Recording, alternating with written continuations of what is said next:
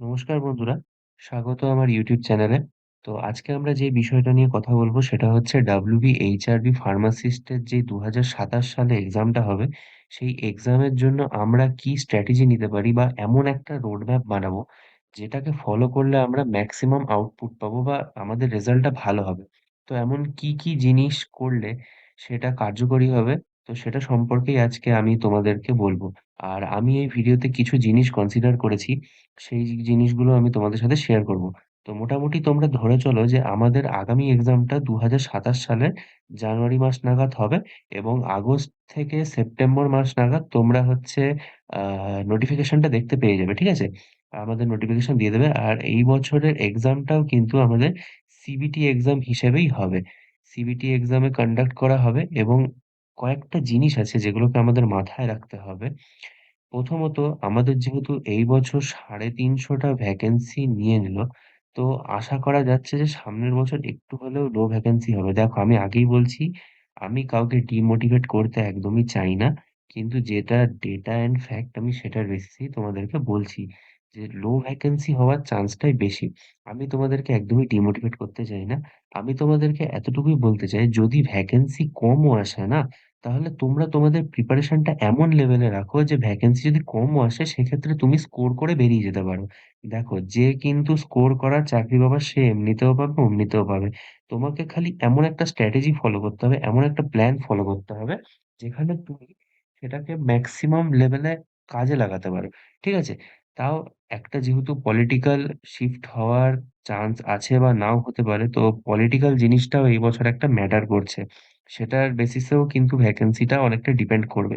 তাও তোমরা ধরে চলো যে এক্সাম সাধারণত জানুয়ারি মাসেই হবে, যেটা হচ্ছে আমাদের ২০২৬ এর এক্সামটা, সেই এক্সামটা। তো আরেকটা জিনিস আমাদের WBHRB সিলেবাসটা সম্পর্কে আমরা ভালোভাবেই অবগত। না হলেও আমি তোমাদেরকে বলে দিচ্ছি কি সিলেবাস।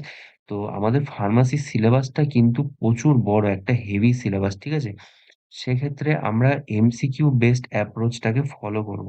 আর আরেকটা জিনিস সবসময় মাথায় রাখবেন, নেগেটিভ মার্কিং। এই নেগেটিভ মার্কিং এর জন্যই কিন্তু এইবার অনেক ভালো ছেলেমেয়ে বা ক্যান্ডিডেটের কিন্তু এক্সামটা ক্র্যাক করতে পারল না বা হলো না। তো এই কটা জিনিস আছে যেগুলোকে আমরা কনসিডার করে চলবো। তো আমরা মোটামুটি যদি দেখি আমাদের হাতে এখন কতটা সময় আছে, আমরা যদি এপ্রিল মাস থেকে ধরি, জানুয়ারি মাসে যদি আমাদের এক্সাম হয়, তাহলে দেখবো এপ্রিল থেকে ডিসেম্বর আমাদের হাতে টোটাল এখন ৯ মাস সময় আছে। এই ৯ মাস সময়টাকে আমি ৩ টে ফেজে ভাগ করেছি। ফেজ 1, ফেজ 2 এবং ফেজ 3। ফেজ 1 এর মধ্যে আমরা দেখব ফাউন্ডেশন অ্যান্ড কনসেপ্ট। আমরা ১ম এ কিছু মাস আমাদের যে ফাউন্ডেশন আছে সেটাকে স্ট্রং করব এবং কনসেপ্ট গুলোকে ক্লিয়ারলি আন্ডারস্ট্যান্ড করব। ঠিক আছে? আর ফেজ 2 তে আমরা যা পড়লাম, কনসেপ্ট ক্লিয়ার করলাম, সেগুলোর উপর প্র্যাকটিস করব এবং টপিকের উপর ভালোভাবে গ্রিপ বানাবো। আর ফেজ 3 যেটা মেইন হচ্ছে আমাদের একদম এক্সামের সামনের ফেজটা, যেখানে আমরা শুধু মক টেস্ট দেব আর রিভিশন করব। ঠিক আছে? এবার আমি ফেজ 1 টা সম্পর্কে তোমাদেরকে ভালোভাবে বলে দিচ্ছি। তো ১ম এই আমাদের এই ফেজ 1 এর মেইন টার্গেট হবে ফাউন্ডেশন আর কনসেপ্ট তৈরি করা। এই টাইমটাকে আমি সাধারণত এপ্রিল থেকে সেপ্টেম্বর ধরেছি একটা লং টাইম। যেহেতু আমাদের এই কটা সিলেবাসের না মানে ভেতরের সাবজেক্ট টপিক এত পরিমাণে রয়েছে, তো আমাদের এইখানে টাইমটা না খুব ভালোভাবে ইউটিলাইজ করতে হবে। আমাদের একটা স্ট্রং কনসেপচুয়াল ক্লিয়ারিটি লাগবে আর আমাদেরকে না শর্ট নোট বানাতে হবে। মাথায় রাখবা এটা কিন্তু কলেজের পরীক্ষা হচ্ছে না, এটা চাকরির পরীক্ষা। তুমি যত ইজিলি তোমার মনে করতে, রিভিশন করতে সুবিধা হবে তুমি সেই অ্যাপ্রোচটাকে কাজে লাগাবা। যার জন্য কি করতে হবে? আমাদেরকে একটা শর্ট নোটের ব্যবস্থা করতে হবে বা শর্ট নোটটাকে মাথায় রেখে চলতে হবে। ঠিক আছে? এবার দেখো সাবজেক্ট প্রায়োরিটি বা আমাদের সিলেবাসটাই আমি এক কথায় বলে দিচ্ছি। আমাদের ফার্মাকোলজি থাকবে, ফার্মাসিউটিক্স থাকবে, pharmaceutical chemistry, cognosy, jurisprudence, hospital pharmacy. এই বছর সিলেবাস হয়তো চেঞ্জ হতে পারে। চেঞ্জ হবে বলতে এই জুরিসপ্রুডেন্স সাবজেক্টটা আগেরবার ডাইরেক্টলি ইনক্লুড ছিল না। এই বছর কিন্তু জুরিসপ্রুডেন্স সাবজেক্ট ইনক্লুড করার মেক্সিমাম চান্স আছে। জুরিসপ্রুডেন্স এর মধ্যে স্বাভাবিক তোমাদের ওই শিডিউল, জিএমপি ওই সমস্ত কোয়েশ্চেন গুলো তোমাদের বেশি ধরবে। ঠিক আছে? আর হসপিটাল ফার্মাসির মধ্যে হসপিটাল ফর্মুলারি, তারপর কত ফার্মাসিস্ট লাগে একটা হসপিটালে বেড সংখ্যা অনুযায়ী এগুলোই ধরবে। ঠিক আছে? আর মান্থলি প্ল্যান। এবার আমরা এই মান্থ গুলোকে কিভাবে কাজে লাগাবো বা কিভাবে ইউটিলাইজ করতে পারি? দেখো, আমি না এই সেগমেন্টটাকে ২ মাস হিসাবে ধরেছি। তাহলে এটা সুবিধা হয়। এপ্রিল, মে মাসে আমরা ফার্মাকোলজি, ফার্মাসিউটিক্স এই ২ টো সাবজেক্ট কিন্তু ভালোভাবে পড়ে নেব। এবার তোমরা এটা ভেবো না যে আমি এপ্রিল মাসে ফার্মাকোলজি পড়বো আর মে মাসে ফার্মাসিউটিক্স, এরকম করলে হবে না। তোমাদেরকে ২ টো সাবজেক্টই কিন্তু এই ২ টো মাস খুব ভালোভাবে পড়তে হবে। জুন, জুলাই মাসে আমরা কেমিস্ট্রি আর ফার্মাকগনোসি পড়ে নেব। তারপর আগস্ট, সেপ্টেম্বর মাসে আমরা জুরিসপ্রুডেন্স, হসপিটাল ফার্মেসি, মিসেলেনিয়াস যেই টপিকগুলো থাকবে, সেই টপিকগুলো আমরা কভার করব আর হালকা, হালকা রিভিশন দেব। দেখো, এখানে কিন্তু একটা খুব ভালো পদ্ধতি তোমাদেরকে বলছি। তোমরা ফার্মাকোলজি, ফার্মাসিউটিক্স এপ্রিল, মে মাসে পড়লা। ঠিক আছে? তোমরা কি করবা? জুন মাসে যখন কেমিস্ট্রি, ফার্মাকগনোসি পড়বা, তোমরা কিন্তু এই ২ টো সাবজেক্ট একদম ভুলেই যাবা। এটা করলে কিন্তু হবে না। তুমি যখন এই সাবজেক্ট দুটোকে পড়বা, তার পাশাপাশি না তোমাকে এই সাবজেক্ট গুলো তার সাথে আস্তে, আস্তে অল্প, অল্প করে রিভিশন করে, করে চলতে হবে। না হলে তুমি যদি একবার ছেড়ে দাও, তুমি কিন্তু পুরোপুরি এই সাবজেক্ট দুটো ভুলে যাবা। তেমনই যেমন তোমার কেমিস্ট্রি আর ফার্মাকগনোসি টা হয়ে যাবে।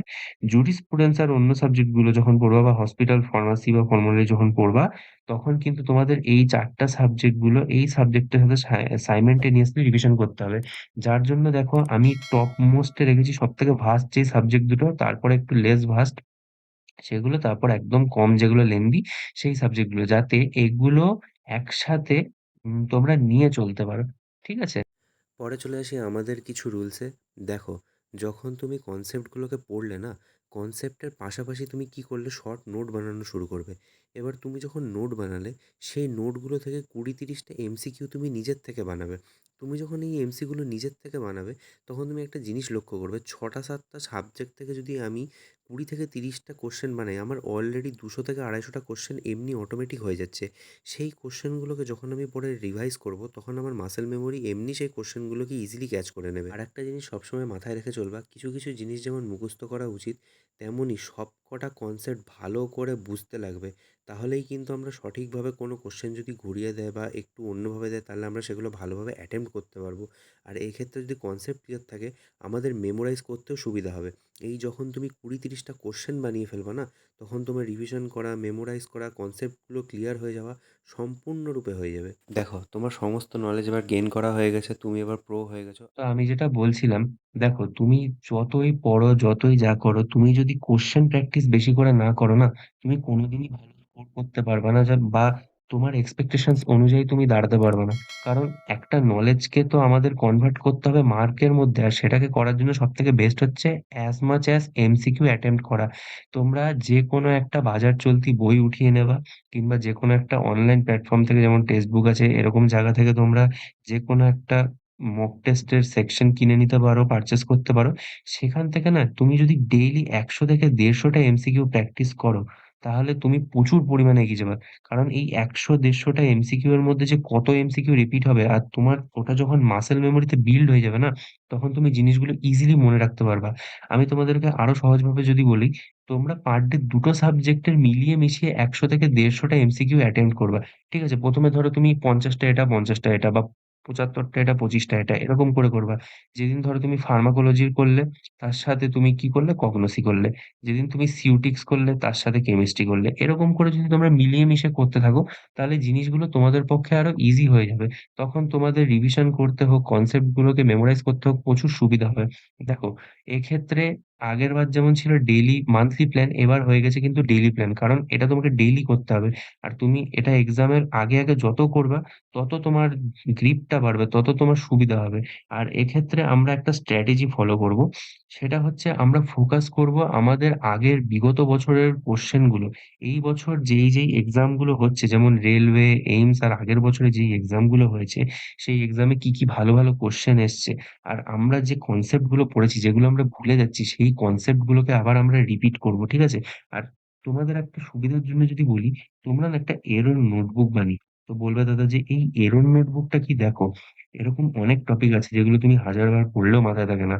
বা এমন অনেক সময় হবে যে তুমি কিছু এমসিকিউ দেখছো, খুব ভালো, ভালো কোয়েশ্চেন দেখছো, তখন সেগুলো একটা খাতায় তুলে রাখবে। ঠিক আছে? খাতায় তুলে রাখলে এর ফলে তোমার কি হবে? তুমি যখন ওই এরর নোটবুকটা দেখবে, তখন তুমি বুঝতে পারবে যে তোমার ভুলগুলো কোথায় হচ্ছিল। তুমি কি ভালো, ভালো কোয়েশ্চেন গুলো পেলে। ঠিক আছে? এই কোয়েশ্চেন গুলো যখন তুমি লাস্ট মোমেন্টে রিভাইজ করবে, লাস্ট মোমেন্টে দেখবে, তখন এগুলো তোমার জন্য খুবই বেনিফিশিয়াল হবে। তোমরা যদি এটা করে রাখতে পারো, এটা তোমাদের জন্য খুবই ভালো। আর তোমাদের যেই জায়গাগুলো দেখছো দুর্বল, মানে ধরো তোমরা একটা সিএনএস এর চ্যাপ্টার মনে রাখতে পারছো না, ড্রাগ ইন্টারেকশন মনে রাখতে পারছো না, অ্যাডভার্স ইফেক্ট মনে রাখতে পারছো না। কথার কথা বলছি, মানে অ্যান্টি জেনারেল ড্রাগ এর ক্লাসিফিকেশন গুলো মনে রাখতে পারছো না, beta blocker, calcium channel blocker, alpha blocker. তো এইগুলোর ক্ষেত্রে তোমরা কি করো, বারবার রিভাইজ করবা। এগুলোর ক্ষেত্রে ফ্লো চার্ট বানাও, তোমরা ছবি এঁকে প্র্যাকটিস করো। মানে যত পারবা তোমরা রিভাইজ করো। ঠিক আছে? এই উইক এরিয়া গুলো যত রিভাইজ করবা তত বেশি। মানুষ কি করে, স্ট্রং এরিয়া গুলোকে বেশি রিভাইজ করে আর উইক এরিয়া গুলোকে নেগলেক্ট করে। আর নম্বরগুলো ওখানেই আমাদের বিফলে চলে যায়। তো এইটা হচ্ছে তোমার ফেজ 2 গেল। এবার হচ্ছে আমাদের একদম ফাইনাল রাউন্ড। ঠিক আছে? সেটা হচ্ছে আমাদের ফেজ 3। এই ফেজ 3 এর আমাদের মূল উদ্দেশ্য কি? একটাই, মক টেস্ট আর ফাইনাল রিভিশন। ঠিক আছে? এটার জন্য ডিসেম্বর, জানুয়ারি, কারণ আমাদের একদম এক্সামের মানতে হবে সেটা। আর আমাদের গোল কি হবে? ম্যাক্সিমাইজ যত স্কোর করা যায় উইথ বেটার অ্যাকিউরেসি। দেখো, পরীক্ষার হলে কিন্তু নেগেটিভ মার্কিং আছে। ২ টো ভুল মানে তোমার ১ নম্বর গেল। তুমি হাজার স্টুডেন্টের পিছনে পড়ে গেলা। তো সেক্ষেত্রে তোমার অ্যাকিউরেসি কিন্তু একটা খুব গুরুত্বপূর্ণ জিনিস। কারণ তোমার অ্যাকিউরেসি যদি না থাকে, তুমি কিন্তু জানা জিনিসও ভুল করে দিয়ে চলে আসবা। আর এই জানা জিনিস ভুল এড়াতেই কিন্তু তোমাকে মক টেস্ট আর ফাইনাল রিভিশন গুলো আরো বেশি পরিমাণে করতে হবে। ঠিক আছে? এবার আমি যদি তোমাদেরকে একটা মক প্ল্যান করে দিই, তাহলে সবথেকে বেস্ট মক প্ল্যান হবে তুমি একটা মক প্রথম ২ দিন অন্তর অন্তর লাগাবে। এতে কি হবে, অনেকে তো কম্পিউটারে অত সহজসাধ্য নয়। তো ১ম এ ২-৩ দিন অন্তর অন্তর একেকটা করে মক লাগাবে। তারপর যখন দেখছো ১ সপ্তাহ ২ সপ্তাহ পর তুমি ভালো পরিমাণে মক লাগাতে পারছো, তখন তুমি কি করবে, প্রতিদিন মক লাগানো শুরু করে দেবে। ঠিক আছে? আর প্রতিটা মক টেস্টের পর না অ্যানালাইজ করবে যে তোমার কোন টপিকটা উইক হচ্ছে, ফার্মাসিউটিক্সে হচ্ছে, কেমিস্ট্রিতে হচ্ছে না কগনোসিতে হচ্ছে, এগুলো তুমি নিজে অ্যানালাইজ করবে। আর তোমার সেই ওই এরর নোটবুকটাতে মেনটেন করবে। তুমি দেখবে যে আমার কোথায় মেইন জায়গাগুলো ভুল হচ্ছে। আর একটা কথা মাথায় রাখবা, টাইম লিমিটেড পরীক্ষা। আমাদেরকে টাইমের মধ্যে সবকিছু করতে হবে। ঠিক আছে? চেষ্টা করবা সবসময় ৭৫ থেকে ৮৫ টা কোয়েশ্চেন অ্যাটেন্ড করতেই হবে। সবসময় মাথায় না ভালো একটা টার্গেট নিয়ে চলবা যে আমাকে মিনিমাম ৮৫% তো অ্যাকিউরেট থাকতেই লাগবে। তার থেকে যত বেশি হবে তত তোমার পক্ষেই ভালো। ঠিক আছে? আর রিভিশনের ক্ষেত্রে বলি, রিভিশনের ক্ষেত্রে মেইন যেটা হচ্ছে, তুমি যে শর্ট নোট গুলো বানিয়েছিলে ১ম ওই যখন কনসেপ্ট ক্লিয়ার করাকালীন, সেইখান থেকেই রিভিশন করবে। কোনো নতুন টপিক হাতড়াবে না। আমি আবার বলছি, কোনো বড় নতুন টপিক দেখতে যাবে না ফাইনাল লাস্ট ২ মাসে। ঠিক আছে? আর তোমার যে এরর নোটবুকটা আছে, সেই এরর নোটবুকটাকে ফলো করবে। এগুলো করলেই তোমাদের অনেক সুবিধা হবে। তো এই ছিল আজকের ভিডিও। আর তোমাদের যদি পিডিএফটি লাগে তোমরা কমেন্ট সেকশনে আমাকে জানিও। আমি তাহলে পিডিএফটা তোমাদেরকে প্রোভাইড করে দেবো। না হলে তোমরা স্ক্রিনশটও নিয়ে নিতে পারো। কোনো অসুবিধা নেই। এগুলো লিখে নিতে পারো। তোমরা তোমাদের অনুসারে ১-২ টো চেঞ্জেস এখানে করতে পারো। তোমাদের যেমন মনে হবে। আমি এতটুকুই বলব, তোমরা যদি আমার এই প্ল্যানটাকে ফলো করে চলো, তোমরা কিন্তু প্রচুর লাভ পাবে। কারণ এই প্ল্যানটা কিন্তু সবথেকে অ্যাডাপটিভ আর সবথেকে ভালো প্ল্যান। এটা কোনো কলেজের পরীক্ষা না, এটা চাকরির পরীক্ষা। তো সেই হিসাবে আমাদেরকে সেই পোটেনশিয়াল নিয়ে পড়াশোনা করতে হবে, সঠিক প্ল্যান নিয়ে। আমরা গাদাগুচ্ছির পড়ে গেলাম আর সেটা কোনো কামেই লাগলো না। এরকম করলে কিন্তু আমরা সম্পূর্ণরূপে ফেঁসে যাবো। ঠিক আছে? সেটা করলে তো হবে না। একটা ঠিকঠাক প্ল্যান, একটা ঠিকঠাক স্ট্র্যাটেজি নিয়ে চলতে হবে। তো আমি আবার তোমাদেরকে বলছি, ভ্যাকেন্সি যাই আসুক না কেন, মাথায় একটাই গোল নিয়ে চলবা যে আমাকে চাকরি পেতে হবে। চাকরি পেতে হবে মানে পেতে হবেই। তো এই ছিল বন্ধুরা আজকের ভিডিও। তোমাদের যদি ভিডিওটি একটু হেল্পফুল মনে হয়, ভালো মনে হয় আর তোমাদের যদি কিছু জানার থাকে, আমার কমেন্ট বক্স সবসময় খোলা। তোমরা খোলা মনে কমেন্ট করতে পারো। আমি সব কমেন্টেরই রিপ্লাই করি। তো এই ছিল আজকের ভিডিও। আশা করি তোমাদের ভালো লেগেছে। ভালো লেগে থাকলে অবশ্যই ভিডিওকে লাইক দেবে এবং সাবস্ক্রাইব করবে আমার চ্যানেলটি। আসি বন্ধুরা, দেখা হচ্ছে আবার পরে নেক্সট ভিডিওতে।